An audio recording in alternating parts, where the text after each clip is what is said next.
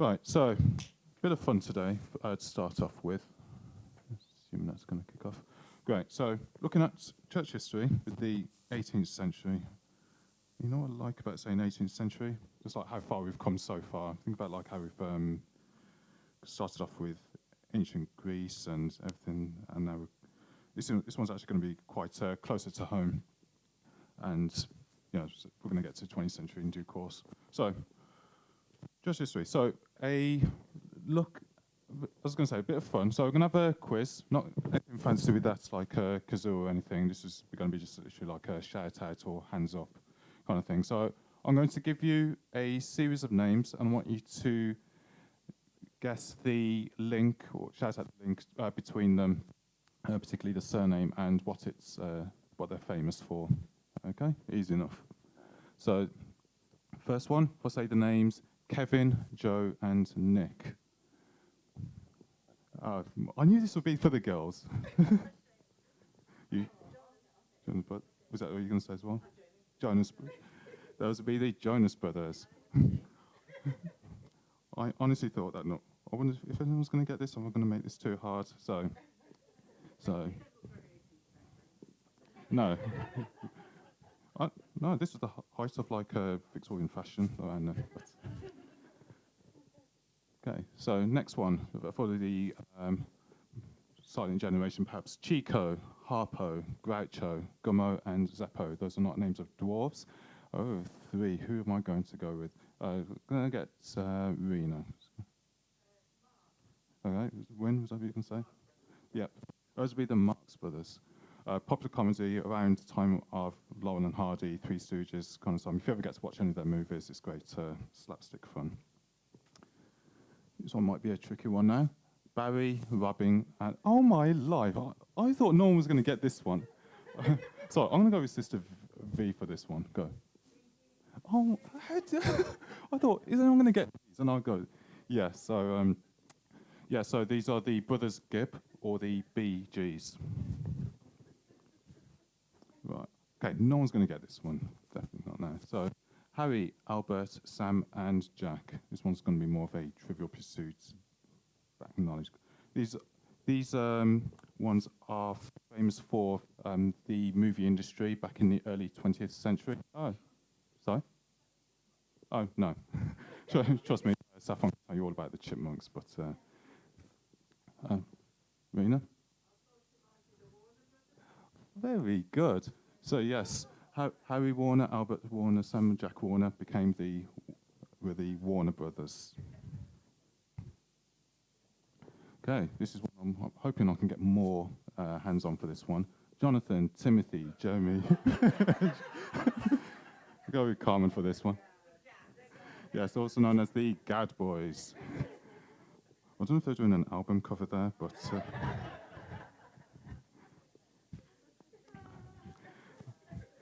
Okay, last one now. I'm bringing this back to a bit of serious fun. This one's just two names, John and Charles Wesley, yes. So today's focus is going to be on the Wesley brothers and also a couple of others which I had a brother kind of relationship with as well, and the effect on the church history and the legacy that they left for us. Right. So key scriptures for today are Psalm 133, verse 1, which reads a very popular, well-known verse, "Behold, how good and how pleasant it is for brethren to dwell together in unity." And a second key verse in Matthew chapter 12, verses 48 to 50, which reads, "But he answered and said unto him that told them, Who is my mother, and who are my brethren? And he stretched forth his hand towards his disciples and said, Behold, my mother and my brethren, for whosoever shall do the will of my Father which is in heaven, the same is my mother, the same is my brother and sister and mother." Right, so a bit of background around this time period. So 18th century, the Church of England had been established. A lot of time I've spoken through church history, it's been mainly focused on the Catholic Church because that was the predominant force around the time. Following the Reformation, Protestant movements, it started to shift away from that now, and individual movements started to spread up. The Church of England's been set up around the time of the Tudors. had a bit of warfare with Scotland and the Presbyterian, and a bit of decision as to which was going to go with which. And now Church of England was established. The Bible, having been set up the century before from King James, so I would say Bible, the translation into the King James Version in 1611, and British colonies in the Americas had been established. So think about all that history which I've been going through, which has been focused around Europe, Rome, and all that. In the background, this little colony in the Americas starting to had been set up. And I'd love to do a session on just like how the church history had influenced and impacted that, but maybe another time. So now I'm actually going to go through a bit of my church history. That little munchkin in the middle, that would be me. Not sure where the camera is or what I was doing or what. You know, today you can take like 100 pictures on your phone so you get the right one. Back in those days, it's actually one shot, and hope later on that would be the best one. This particular photo, one of those other guys in the photograph, they found my sister a few years back, and we all went to the same church back then. And I partially remembered that fence as a kid. I have a few vague memories around that time. So this is about when I was 6 or 7, and I was actually in the Methodist church then. And there's my church view. I started off in the Methodist church, so it's a nice little honour to be able to talk about it now. Right. So, looking at John Wesley. So, John Wesley was famous for bringing about the Methodist movement and bring it back to some basics of church biblical lifestyle and teaching and so forth. So around that time, and he was born into some facts. He was born into a family as the 15th of 18 siblings. Yeah, and funny enough, his mother was actually had 25. Was actually the 25th kid or something like that. So there's imagine that at dinner time. But his mother, she had a very strong biblical focus. She wanted to ensure they had good upbringing, and they were very strict within their household. So despite the fact that there were like 18 kids, she always insisted that they spend time like one-on-one with her to go through their day, what they'd learned from the Bible, and so forth. So it was very structured, very disciplined with their church lifestyle there.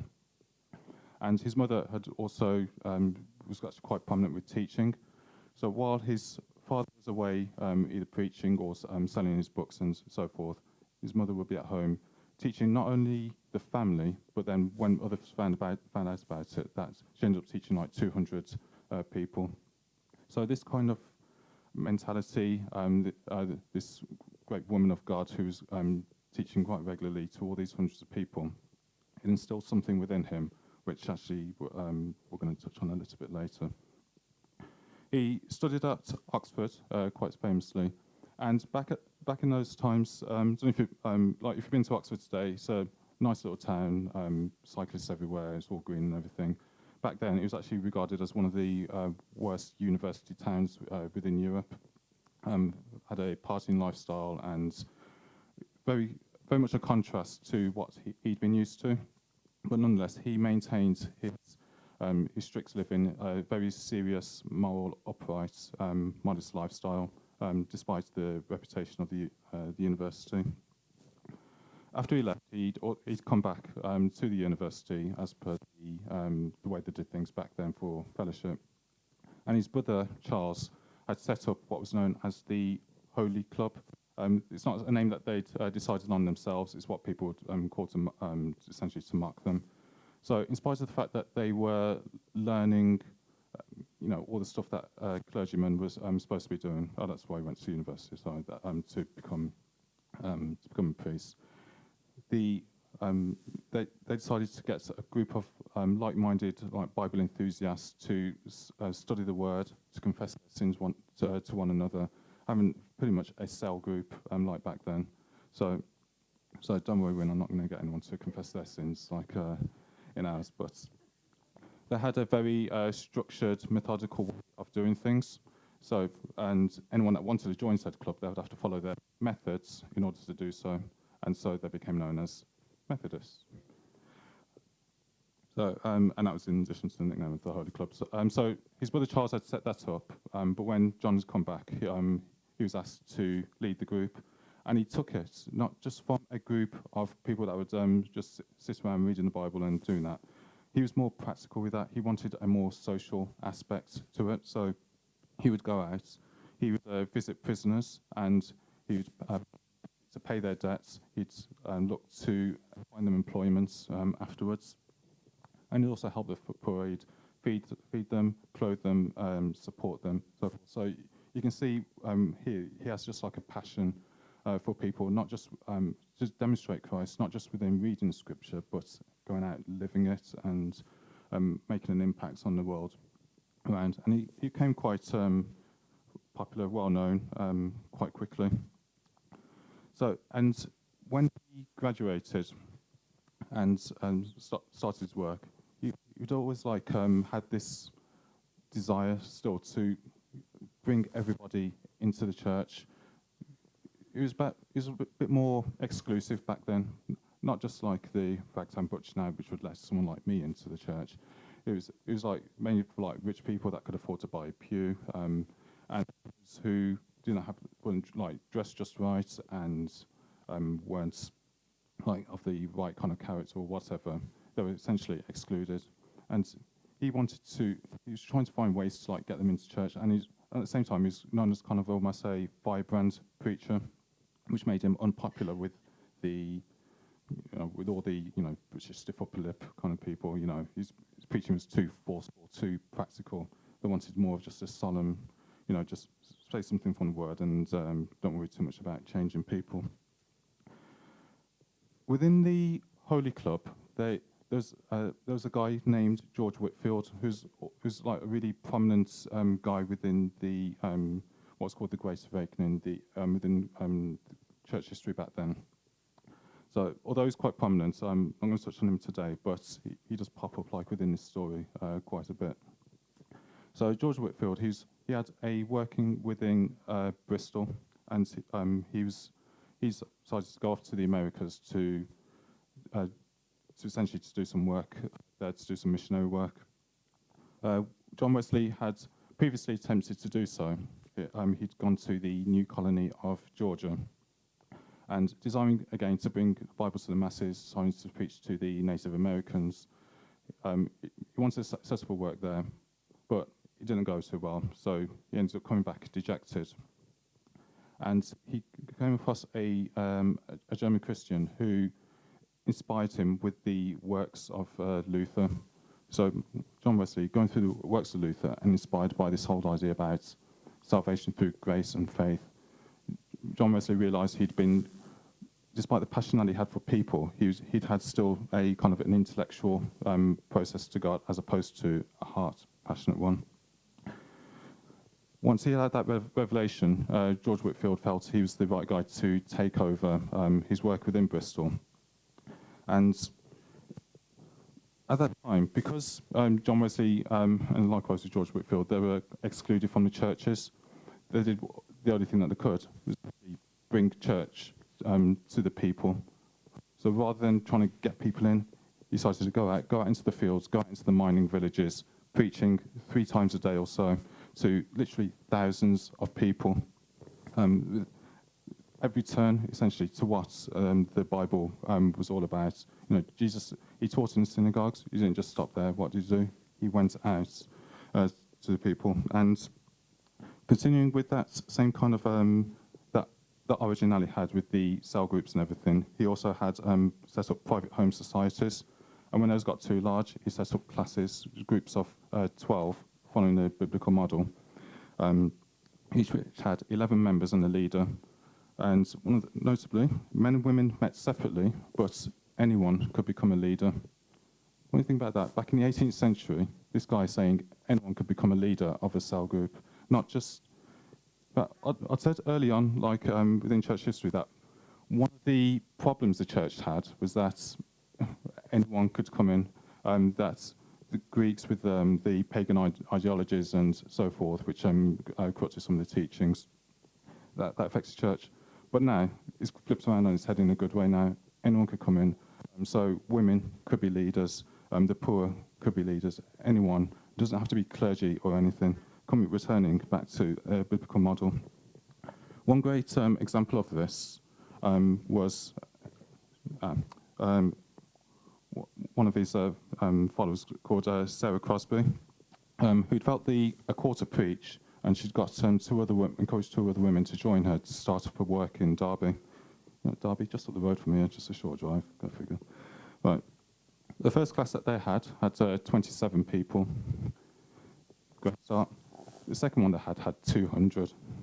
Of course, she's going to be concerned. Has she bitten off more than she can chew? Is this what women preachers should be doing and everything? She wrote to John Wesley, and John Wesley wrote back, "I do not see that you've broken any law. Go on calmly and steadily."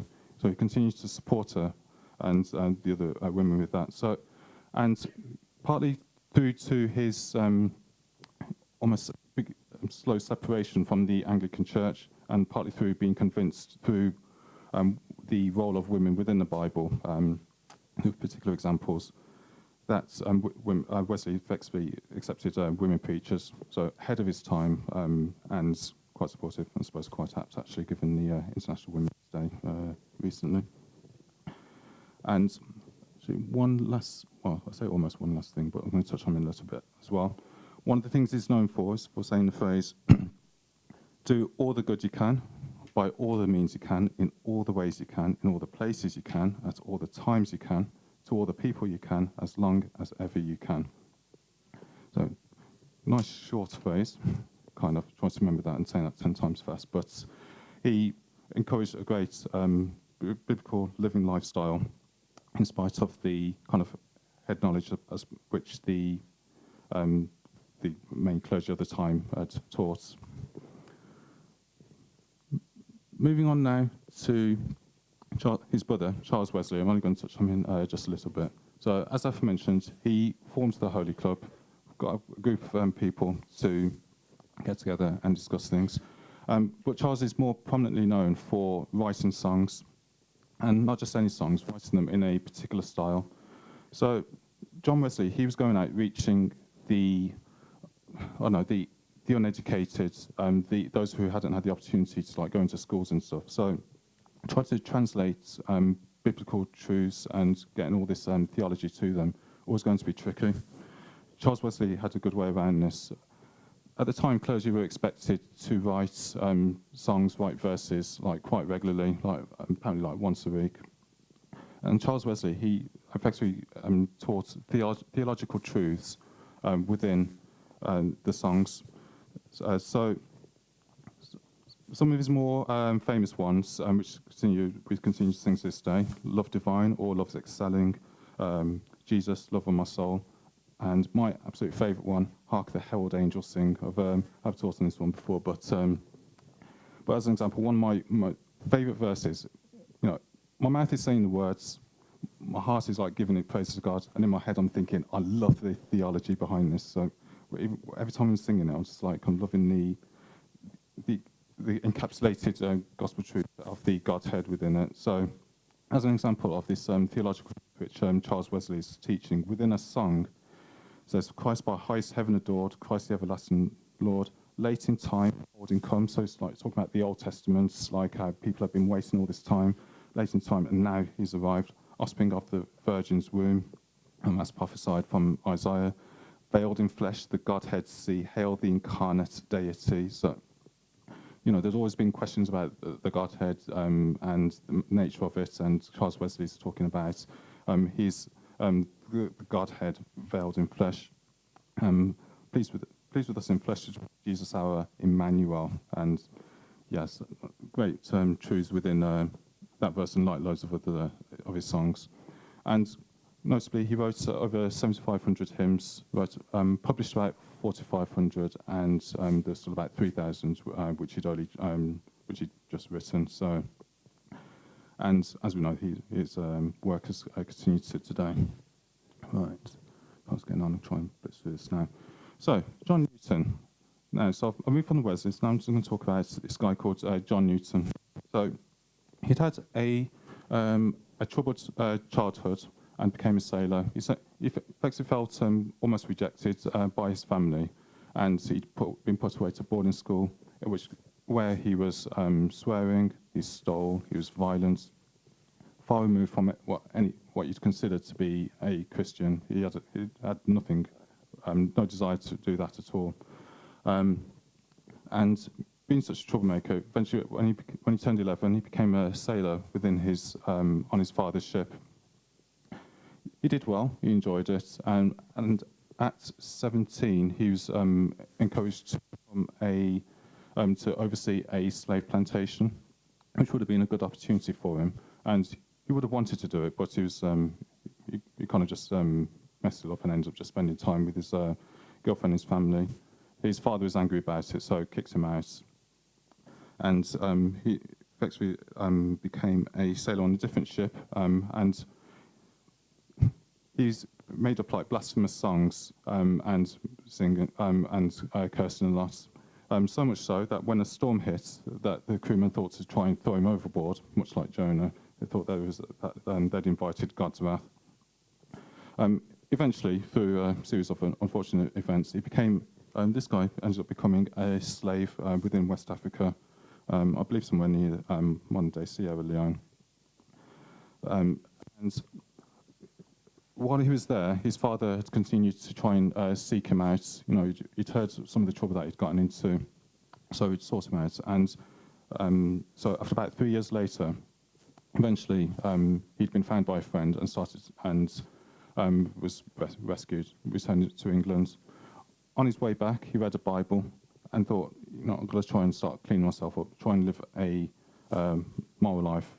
So despite the fact that he still had anger issues, he tried to turn his life around and became a captain of a slave ship for 5 years, and during which time it's believed that he transported around 20,000 people within the slave trade.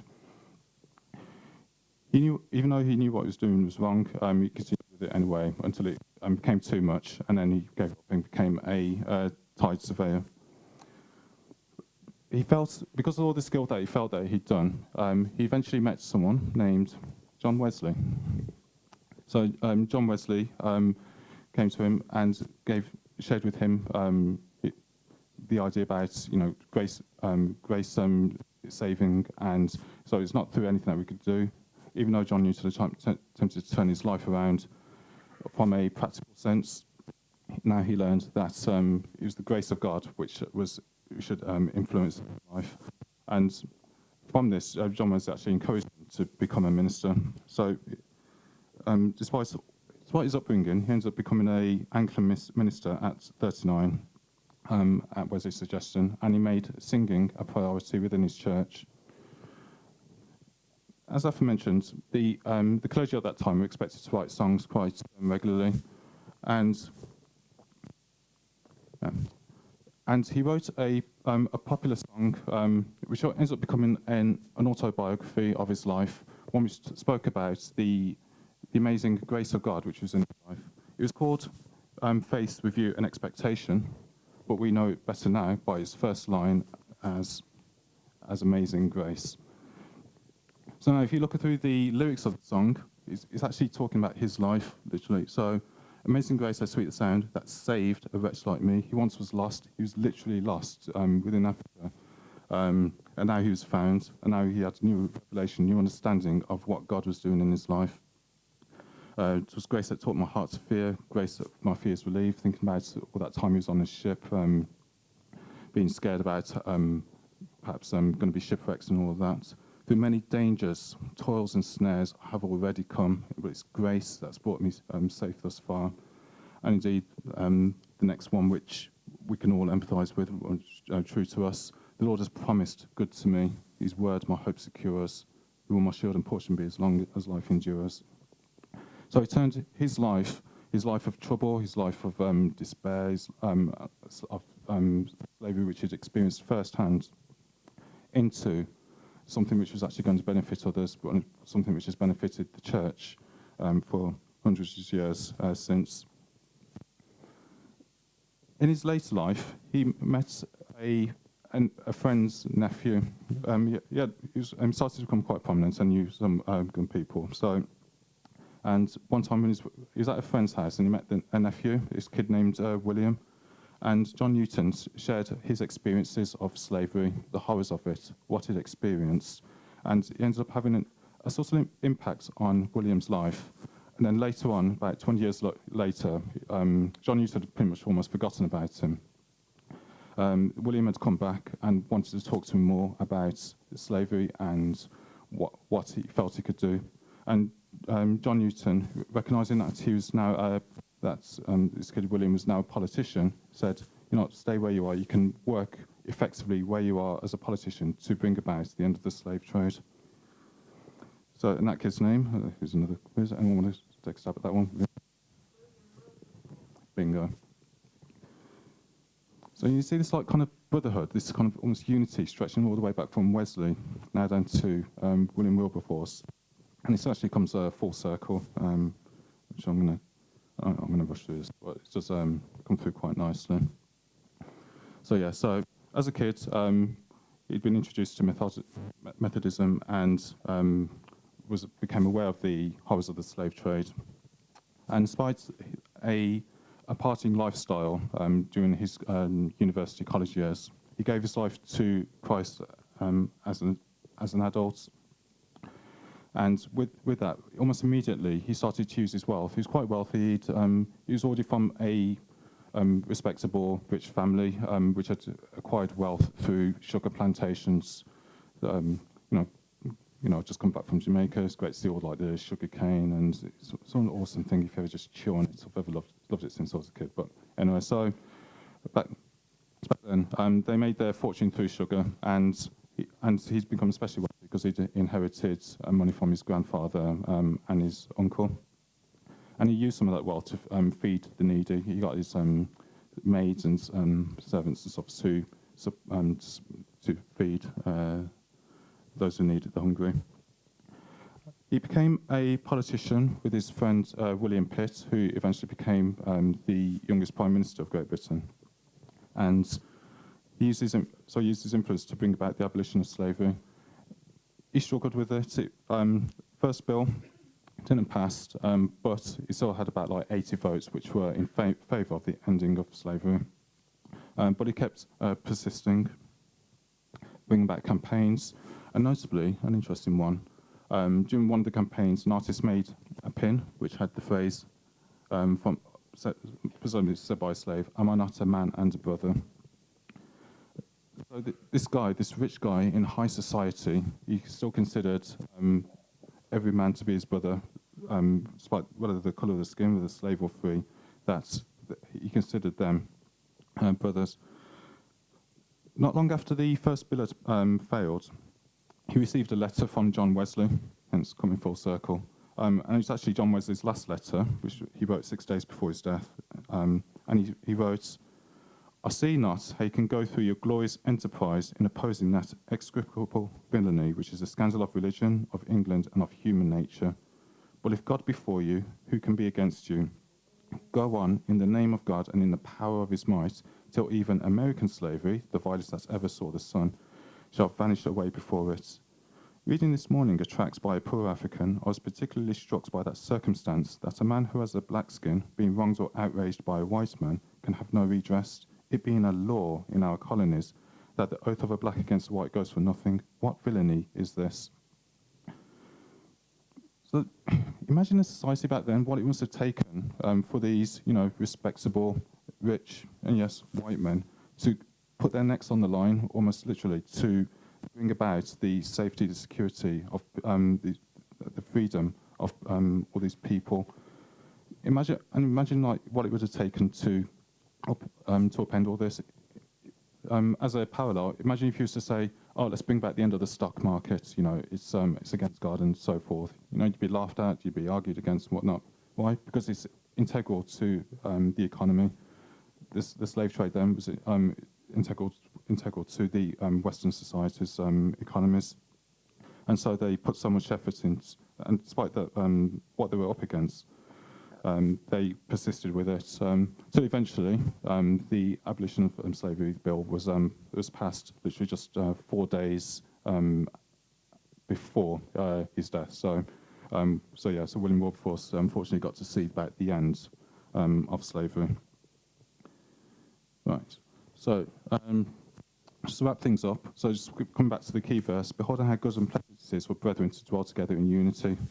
So these 4 men, 5 technically if you want to include George Whitfield in that, which is prominent as well, working together, not just bringing about a change within the church, within biblical understanding, return to understanding rather than intellectual ones, but also something that has an effect on British society.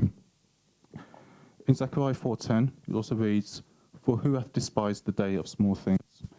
Think about what we do in our lives on a day-to-day basis. Think about, as Kelly referenced earlier, we've got light sales this week. Think about the fact that we have light sales on a regular basis. Think about the conversations that you have with people. Think about the influences that we have. You never know what kind of impact you can have. Wesley was just a guy that sought to have a small club at university. And what did that lead to eventually? The freedom of thousands of people and the ending of an evil within society. The church was brought to the people, it's made accessible. Charles spoke to people in a language that they would understand, ensuring that he met them where that they were to enable them to understand biblical truths. The start does not define the finish. That John Newton, despite being blasphemous and cursing and all of that, who would have thought that he'd write one of the most powerful, most wonderful, heart-wrenching kind of songs, about the grace which saves us. So there was a legacy, not only just within their time, but then also ends up carrying on to today's society. In fact, leads into the equal rights of people, and bear in mind also the recognition of the activity of women within the church, thanks to Wesley. So just going to close off by just reminding how good and how pleasant it is when brethren work together, speak together, share together, dwell together in unity. God bless you all. In Jesus' name.